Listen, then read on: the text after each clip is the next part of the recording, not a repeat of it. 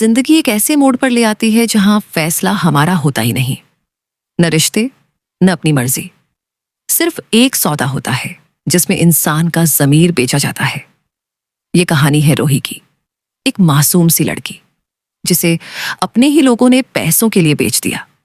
पर वो सिर्फ बिकी नहीं, वो लौट कर आई, और आई एक खेल, पलटने के इरादे से। ये कहानी है विला की दीवारों के पीछे छिपे सच की, जहां हर मुस्कुराहट के पीछे एक राज है और हर राज के पीछे एक दर्द।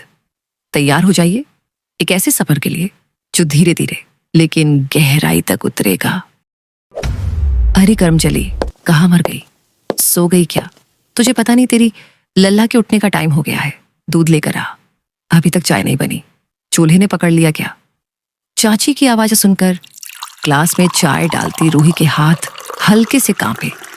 चाय उसके हाथ पर गिर गई, पर उसने जल्दी से चाय उठाई और चाचा चाची को देने चल दी।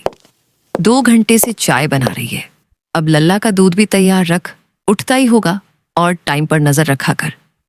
तेरे चाचा जी ने काम पर भी जाना है, नाश्ता कब बनाएगी? कोई काम समय पर नहीं करती। चाची चाय पकड़ते हुए बोली। चाचा चुपचाप हमेशा की तरह फोन में बिजी था।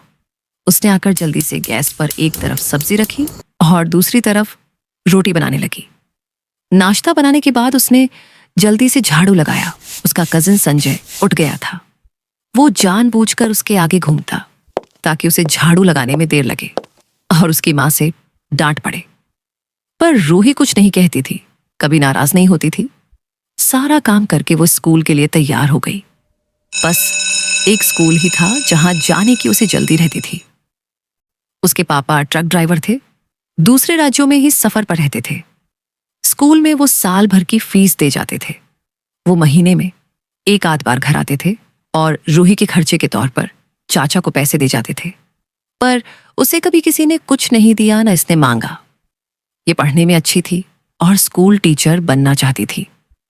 स्कूल में पूजा उसकी बेस्ट फ्रेंड थी, जिसकी मम्मी उसके लिए खाने को रोज कुछ न कुछ भेजती थी। स्कूल अच्छा लगने का एक कारण पूजा भी थी। वक्त बदला, ये बड़ी हो गई। इसने 12वीं के पेपर दे दिए थे। रिजल्ट आना बाकी था। उसका कजिन संजय बड़े शहर में पढ़ने चला गया था।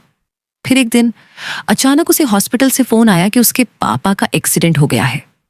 ये चाचा चाची के साथ हॉस्पिटल पहुंची तो वहां पापा की जगह पापा की लाश मिली। वहीं लाश के पास एक अमीर बूढ़ा खड़ा था। वो पापा के पास आकर रोने लगा, जबकि चाचा चाची उस बूढ़े के साथ बातें करने लगे। फिर चाचा उसके पास आए और बोले, बेटा वो तुझे बुला रहे हैं। उनकी कार को बचाते हुए भैया का एक्सीडेंट हुआ है। वो चाचा के साथ उनके पास गई तो वो बोले, मुझे माफ कर दो, मेरी वजह से आज तुमने अपने पापा को खो दिया। तुम्हें क्या चाहिए बोलो, मैं कुछ भी दे सकता हूं। जी, मुझे कुछ नहीं चाहिए, कहकर वो अपने चाचा के पास आ गई। उसे पता नहीं था कि उसके कार में बैठने के बाद चाची ने उनसे पैसा ले लिया था। फिर उसके पापा के मरने के 2 महीने बाद उसके चाचा चाची उसे नौकरी लगवाने का कहकर शहर ले आए और वहां एक होटल में उसे एक बूढ़े आदमी को सौंपते हुए बोले, लीजिए, अब ये आपकी है, आप जो भी कहेंगे ये करेगी। फिर रूही से बोले, बेटा तुम्हें इनके घर नौकरी करनी है, अब से यही तुम्हारे सब कुछ है, जैसा कहें वैसा करना। चाची ने उनसे चेक लेकर अपने पर्स में रख लिया। चाचा, आप ऐसा क्यों कर रहे हो? मुझे इनके साथ नहीं जाना। मैं सारा काम करूंगी चाची, मैं आपका हर कहना मानूंगी, मुझे अपने साथ ले चलो। रूही चाची का हाथ पकड़कर रो पड़ी, लेकिन चाची उसे कार में धकेल उससे हाथ छुड़ाकर चली गई। देखिए, मैंने इसकी पूरी कीमत दे दी है, इसलिए आइंदा मुझे अपनी शक्ल न दिखाना, कहकर वो कार की पैसेंजर सीट पर आकर बैठ गए और ड्राइवर को कार चलाने को कहा। रूही जोर जोर से चिल्ला रही थी, चाचा चाची। चुप हो जाओ, चिल्लाने का कोई फायदा नहीं है। जिन्हें तुम इतना रो रो कर बुला रही हो वो तुम्हें हमारे मालिक को बेच गए हैं। मैंने खुद उन्हें चेक दिया है। उन्होंने खुद माना है कि अब उन्हें तुमसे कुछ लेना देना नहीं है, उस बूढ़े ने कहा। उसकी बात सुनकर रूही चुप हो गई। आखिर वो कर भी क्या सकती थी? सफर लगभग 6 घंटे का था।